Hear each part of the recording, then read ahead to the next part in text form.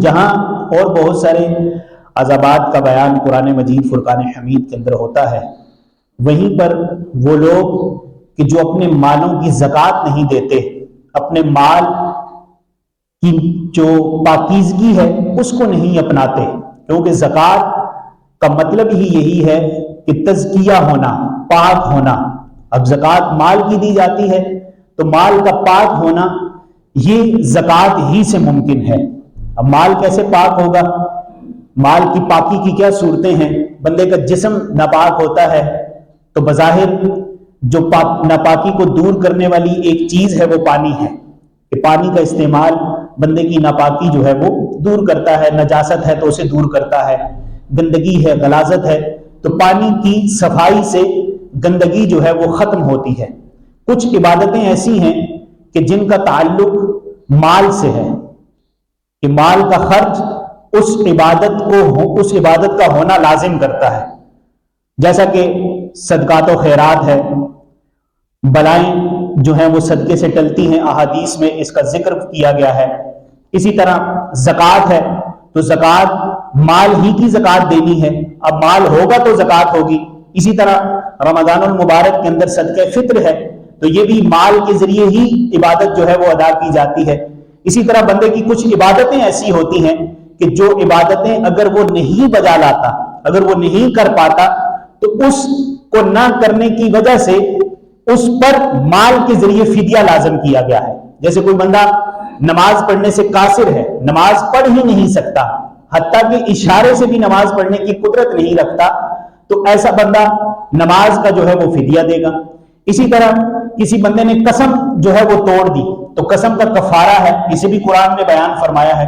تو بہت ساری ایسی چیزیں ہیں کہ جس کو اللہ پاک نے ہمیں پاک کرنے کے لیے، ہماری پاکیزگی کے لیے ہمارے مال کو خرچ کرنے کا ہمیں حکم ارشاد فرمایا۔ قرآن مجید کی سورہ مومنون کی آیت نمبر 23 کے اندر جو پہلی آیت ہے، اس آیت کریمہ کے اندر اللہ پاک ارشاد فرماتا ہے قد افلح المؤمنون، کہ تحقیق بے شک ایمان والے جو ہے وہ مراد کو پہنچے، ایمان والے کامیاب ہوئے، الذین هم فی صلاتهم خاشعون، وہ کہ جو اپنی نماز میں گڑ گڑاتے ہیں۔ اور تیسری آیت کریمہ میں اللہ پاک نے ارشاد فرمایا والذین هم عن اللغو معرضون، اور وہ جو کسی بیہودہ بات کی طرف نہیں بڑھتے، بیہودہ بات کی طرف التفات نہیں کرتے۔ اور چوتھی آیت کریمہ میں اللہ پاک ارشاد فرماتا ہے والذین هم للزکاۃ فاعلون، اور وہ کہ جو زکوٰۃ دینے کا کام کرتے ہیں۔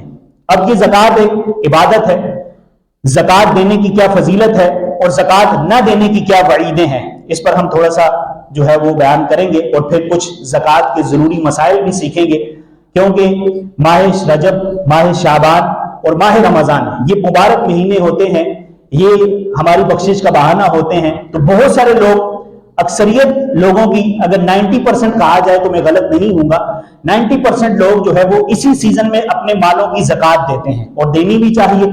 ویسے زکوٰۃ کا تعلق ماہ شعبان اور ماہ رمضان سے نہیں ہے، زکوٰۃ کا تعلق کسی خاص مہینے کے ساتھ نہیں ہے، بلکہ زکوٰۃ سال گزرنے پر دی جاتی ہے۔ اب آپ کا سال جو ہے وہ اگر شوال میں پورا ہو رہا ہے تو آپ شوال میں زکوٰۃ دیں گے، اگر آپ کا سال مال پر جو شرط ہے وہ ذی الحجہ میں پوری ہو رہی ہے تو آپ ذی الحجہ میں زکوٰۃ دیں گے۔ لیکن لوگوں کے درمیان یہ مشہور ہے اور لوگ اس طرح جو ہے وہ کرتے ہیں کہ زکوٰۃ شعبان میں نکالتے ہیں، رجب میں نکالتے ہیں، رمضان میں نکالتے ہیں، تو یوں اپنی زکوٰۃ کا حساب لگانا یہ بھی ہمیں آنا چاہیے۔ اور قرآن مجید فرقان حمید کے اندر ہم نے سنا کہ اللہ پاک نے زکوٰۃ دینے والوں کے بارے میں فرمایا کہ یہی کامیاب ہیں، یہی مراد کو پہنچے ہیں۔ تو زکوٰۃ ایک ایسا موضوع ہے جس کے بارے میں ہماری معلومات ہونی چاہیے۔ نبی کریم صلی اللہ تعالی علیہ وآلہ وسلم کی مبارک احادیث کہ جس میں جو شخص زکوٰۃ نہیں دیتے، بعض ایسے لوگ ہوتے ہیں جو اپنے مالوں کی زکوٰۃ نہیں دیتے، آئیے ہم عبرت کے لیے چند احادیث سنتے ہیں اور اپنا یہ ذہن بناتے ہیں کہ اگر میرے اوپر 1 روپے کی بھی زکوٰۃ ہے تو خالص اللہ کی نیت سے میں اس 1 روپے کو بھی اللہ کی راہ میں دوں۔ بس اوقات ہم کہتے ہیں ہمارے پاس مال نہیں ہے، مال جس کے پاس زیادہ ہوگا، گاڑی کوٹھی بنگلے ہوں گے، وہی زکوٰۃ دے گا، ہم تو غریب لوگ ہیں۔ اب زکوٰۃ کس پر فرض ہے وہ بھی ہم آگے چل کے سنیں گے۔ نبی کریم صلی اللہ تعالی علیہ وآلہ وسلم نے ارشاد فرمایا، حضرت جابر رضی اللہ تعالیٰ عنہ سے یہ حدیث مروی ہے، آپ فرماتے ہیں کہ حضور صلی اللہ تعالیٰ علیہ وسلم نے ارشاد فرمایا، جس نے اپنے مال کی زکات ادا کر دی تو بے شک اس کے مال کا شر اس سے چلا گیا. یعنی مال ایک شر ہے، مال ایک شر ہے کہ بندہ جب زکات دیتا ہے تو یہ شر اس سے دور ہو جاتا ہے. مزید آقا کریم صلی اللہ تعالیٰ علیہ وسلم نے فرمایا، حضرت ابو امامہ رضی اللہ تعالیٰ عنہ مروی ہے اس حدیث کے، آپ فرماتے ہیں نبی کریم علیہ الصلوۃ والسلام نے ارشاد فرمایا، زکات دے کر اپنے مالوں کو پاک کرو اور اپنے مالوں کو مضبوط قلعوں میں کر لو اور اپنے بیماروں کا علاج صدقہ سے کرو. یہ شعب الایمان کی حدیث مبارکہ ہے. مزید آقا علیہ الصلوۃ والسلام ارشاد فرماتے ہیں، اپنے مال کی زکات نکال کہ وہ پاک کرنے والی ہے، تجھے پاک کر دے گی. ایک اور حدیث صحیح بخاری شریف میں حضرت ابو ہریرہ رضی اللہ تعالیٰ عنہ سے مروی ہے، فرماتے ہیں نبی کریم صلی اللہ تعالیٰ علیہ وسلم نے فرمایا، جس کو اللہ تعالیٰ مال دے وہ اس کی زکات ادا نہ کرے تو قیامت کے دن وہ مال گنجے سانپ کی صورت میں اس پر مسلط کر دیا جائے گا، جس کے سر پر 2 نشان ہوں گے. وہ سانپ اس کو گلے میں توپ بنا کر ڈال دیا جائے گا، پھر اس کی بانچھیں پکڑے گا اور کہے گا میں تیرا مال ہوں اور میں ہی تیرا خزانہ ہوں. بندہ جس کے لیے جو ہے وہ ساری زندگی کوشش کرتا ہے پیسے کے لیے، مال کے لیے، یہ مال وبال جان بن جاتا ہے بندے کے لیے. کب؟ اب مال برا نہیں ہے، پیسہ کمانا بری چیز نہیں ہے، رزق حلال کی طلب بری نہیں ہے، لیکن شرعی حدود اور شرعی قیودات ہیں ہمارے پاس کہ جن کے پیش نظر ہم نے کچھ اصولوں کے تحت اپنی زندگی کو گزارنا ہوتا ہے. مال اللہ عطا فرماتا ہے اور مال کی طلب ہونی چاہیے اس نیت کے ساتھ کہ اس مال سے غریبوں کی مدد ہوگی، بیوی بچوں کا اچھا گزر بسر ہوگا، زندگی کی ضروریات پوری ہوگی. لیکن جو لوگ مال ہی کو اپنا حقیقی مقصد سمجھ لیتے ہیں تو انہیں یہ مال برباد اور تباہ کرتا ہے. اب زکات کب ہم پر فرض ہوتی ہے، زکات دینی کب ہے، یہ بھی پورے مسائل ہمیں سیکھنے ہیں. آج کے ہم مختصر وقت میں انشاءاللہ زکات کا جو نصاب ہے اس کو بیان کریں گے تاکہ ہمیں پتہ چلے کہ میرے پاس مال نصاب ہے یا نہیں، میرے اوپر زکات فرض ہوتی ہے یا نہیں ہوتی. سب سے پہلی چیز یہ ہے کہ زکات کا تعلق جو ہے وہ مال سے ہے. زکات کا تعلق کس سے ہے؟ مال سے ہے، رقم سے ہے، پیسے سے ہے، کرنسی سے ہے، بینک بیلنس سے ہے، جو بھی آپ کے پاس سونا چاندی زیورات ہیں اس سے ہے. یہ چیزیں ہوں گی تو زکات ہوگی.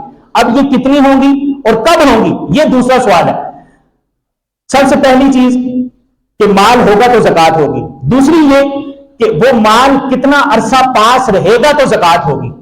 یہ بھی امپورٹنٹ ہے.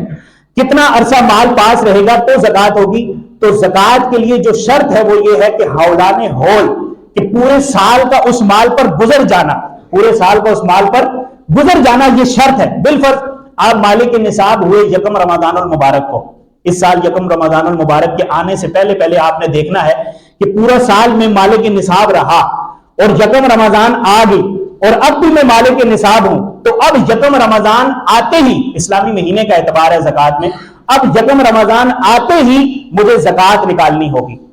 اب اس دوران یعنی پچھلے رمضان کی یکم سے لے کے اس رمضان کی یکم تک بیچ میں ایک ایسا وقت آتا ہے کہ جس وقت آپ مالک نصاب نہیں رہتے، جس وقت آپ مالک نصاب نہیں رہتے اس وقت آپ کے اوپر زکات کی شرط ختم ہو جاتی ہے. اس وقت آپ کے اوپر زکات کی شرط ختم ہو. بالفرض یکم رمضان کو، یکم رمضان 1444 کو آپ جو ہے وہ مالک نصاب تھے، شعبان کا مہینہ آ گیا، پورا سال گزرنے والا تھا، بھی رمضان آنے والا تھا، شعبان کے آخری ایام آ گئے. اب یہ ایسا وقت ہے کہ اس وقت آپ کے پاس رقم نہیں ہے، آپ مالک نصاب نہیں ہے، آپ کے پاس پیسہ جو ہے وہ بالکل ختم ہو جاتا ہے. تو ایسی صورت میں آپ کا وہ جو سال کا شرط والا سال تھا اس کا اس وقت آتے ہی یہ شرط آپ کی ختم ہو جائے گی. اب دوبارہ سال کا اعتبار تب شروع ہوگا جب آپ مالک نصاب ہوں گے. اب مالک نصاب اب اگلے ہی دن ہو جائیں گے تو اگلے دن سے پھر اگلے سال تک آپ مالک نصاب رہیں گے تو آپ پر زکات فرض ہوگی. اس کو یوں سمجھیں آسان لفظوں میں کہ حولان ہول جو لفظ ہے شریعت نے مقرر کیا ہے ہم پر، یہ سال کا گزرنا اس سے مراد ہے. تو اتنا مال ہو کہ وہ زکات کی مقدار کو پہنچے جو مالک نصاب ہے، جو نصاب کی رقم ہے. اس کا بھی ذکر کرتے ہیں نصاب کیا ہے. جو نصاب ہے اس نصاب پر پورا سال گزر چکا ہو، اس نصاب پر پورا سال گزر چکا ہو تو سال گزرتے ہی آپ زکات دینے کے مستحق ہوں گے، آپ زکات دیں گے. اچھا، اب جو نصاب ہے وہ کیا ہے؟ نصاب 3 طرح کا ہے. یا تو کرنسی ہوگی، پیسہ ہوگا، روپیہ ہوگا، آپ کے پاس جو ہے وہ پرائز بانڈ ہے، یہ بھی رقم ہی کی صورت میں ہوتے ہیں. یہ چیزیں جو کرنسی کی صورت میں یہ ہوگی، یا سونا ہوگا یا چاندی ہوگی. ٹھیک ہے، زیورات میں سونا اور چاندی کا اعتبار ہے. اس کے علاوہ وہ مال، وہ چیز کہ جو مال نامی ہے. مال نامی سے مراد یہ ہے جیسے آپ کے پاس دو گھر ہے، ٹھیک ہے، ایک گھر ضرورت ہے، دوسرا آپ نے انویسٹمنٹ کے لیے لیا ہوا ہے. دو پلاٹ ہے، ایک پلاٹ ضرورت ہے، دوسرا پلاٹ انویسٹ کے لیے. دو گاڑیاں ہیں، ایک گاڑی ضرورت کے لیے، دوسری گاڑی انویسٹ کے لیے. دو بائک ہیں. یعنی جو بھی نصاب، جو بھی آپ کی ضرورت سے زائد چیز ہے، جو بھی آپ کی ضرورت سے زائد چیز ہے، اس پر بھی زکات ہے. اس پر بھی کیا ہوگی؟ زکات ہوگی. اس کو دیکھا جائے گا وہ کتنی ہے. یہ اصل سوال ہے کہ اب وہ کتنی مقدار کی ہوگی تو زکات ہوگی. جیسے میں نے آپ کے سامنے رقم کا کہا، کرنسی، ٹھیک ہے، بینک بیلنس، پیسہ، کرنسی ڈالر کی صورت میں ہے یا روپے کی صورت میں ہے، یا آپ کے پاس جو ہے وہ یہی کرنسی پرائز بانڈ کی صورت میں ہے، یا پھر آپ کے پاس سونا ہے، چاندی ہے، زیورات ہے سونے چاندی کی صورت میں، یا پھر آپ کے پاس وہ مال ہے کہ جس مال کو آپ فروخت کریں گے، گاڑی ہے، بیچیں گے تو پیسے آئیں گے، ضرورت سے زیادہ ہے وہ چیز. تو یہ کتنا ہوگا تو زکات ہوگی. یہ امپورٹنٹ ہے. سونے اور چاندی کا اپنا اپنا نصاب ہے. سونے اور چاندی کا اپنا اپنا نصاب ہے. اگر خالص سونا ہو تو وہ سونا 7.5 تولے ہوگا تو زکات ہوگی. سونا خالص ہوگا اور 7.5 تولے ہی ہوگا تب زکات ہوگی. چاندی ہے، صرف چاندی ہے تو چاندی 52.5 تولے ہوگی تو زکات ہوگی. چاندی کے علاوہ کچھ بھی نہیں ہے، 51 تولے چاندی ہے، 50 تولے چاندی ہے، 52 تولے نہیں ہے تو زکات نہیں ہوگی. لیکن جب دو نصاب مل جائیں گے، اچھا تیسری جو رقم ہے، کرنسی ہے یا مال ہے، کچھ بھی ہے، وہ کتنا ہوگا تو زکات ہوگی. سونے اور چاندی کا ہم نے سمجھ لیا، سونا 7.5 تولے، چاندی 52.5 تولے. جو کرنسی ہے، جو مال ہے، جو روپیہ ہے، جو ڈالر ہیں یا جو پیسے ہیں یا جو جائیداد ہے، اس کی جو رقم ہے وہ 52.5 تولے چاندی کے برابر ہو. وہ 52.5 تولے چاندی کے برابر ہو. آپ کے پاس پرائز بانڈ ہے، ٹھیک ہے، 2 لاکھ کے پرائز بانڈ رکھے ہوئے آپ نے، یا آپ کے پاس ڈالر کی صورت میں رقم ہے، پیسے کی صورت میں رقم ہے. یہ 3-4 چیزیں ملا کے یا ایک ہی چیز، ایک ہی روپیہ یا 2-3 کرنسیاں ملا کے آپ کے پاس 52.5 تولے چاندی کے برابر رقم ہوگی تو آپ مالک نصاب ہو جائیں گے. ٹھیک ہے. اب ضروری چیز جو ہے وہ یہ ہے کہ 2 نصاب مل جائیں. 2 نصاب کیسے ملیں؟ کچھ سونا ہے، کچھ چاندی ہے، یا کچھ سونا ہے یا کچھ پیسے ہیں، یا کچھ رقم ہے، کچھ چیزیں ہیں جو بیچیں گے تو اس کی رقم آئے گی. وہ چیزیں ضرورت سے زائد ہے، یہ ذہن میں رکھنا. جس چیز پر بھی زکات ہوگی وہ ضرورت سے زائد چیز ہوگی. ٹھیک ہے. ضرورت کا ہمیں پتہ ہونا چاہیے ہماری ضرورت کتنی ہے. ایک گاڑی سے ضرورت پوری ہو رہی ہے تو دوسری گاڑی لینے کی حاجت نہیں ہے. وہ جب گاڑی لیں گے تو اس پر زکات دینی پڑے گی. تو یہ 2 چیزیں جب مل جائیں تو ان دونوں چیزوں کی مقدار 52.5 تولے چاندی کے برابر ہوگی تو زکات دینی ہوگی. ٹھیک ہے. آپ کے پاس 50,000 روپے ہے، سال پورا گزر گیا، اس کے ساتھ ایک انگوٹھی ہے، ایک رنگ ہے. اس رنگ کی قیمت جو ہے وہ چاندی کی ہے یا سونے کی ہے. اس رنگ کی قیمت ملا کے ان دونوں کو جب ملائیں گے تو یہ 52.5 تولے چاندی کے برابر بن جاتا ہے. ابھی مارکیٹ کا نہیں اندازہ، لیکن آپ معلومات لے سکتے ہیں کہ 52.5 تولے چاندی کا مارکیٹ ریٹ کیا ہے. 52.5 تولے چاندی کا مارکیٹ ریٹ جو ہوگا اس ریٹ کے برابر آپ کے پاس کوئی ایسی چیز ہو، مال ہو، رقم ہو، پیسہ ہو، کوئی بھی چیز ہو، سال پورا گزر جائے تو آپ کو زکات دینی ہوگی. یہ بڑے پیچیدہ مسائل ہیں، ہم یوں مختصر وقت میں اس کو سیکھ بھی نہیں سکتے. تو انشاءاللہ اس کے لیے ہماری نشستیں ہوا کریں گی. آپ ہم سے سیکھیں، خود مطالعہ کریں، خود سیکھیں. اللہ پاک عمل کی توفیق نصیب فرمائے. اور زکات فرض ہو تو ضرور ہمیں اپنی زکات دینی چاہیے. اللہ پاک عمل کی توفیق نصیب فرمائے.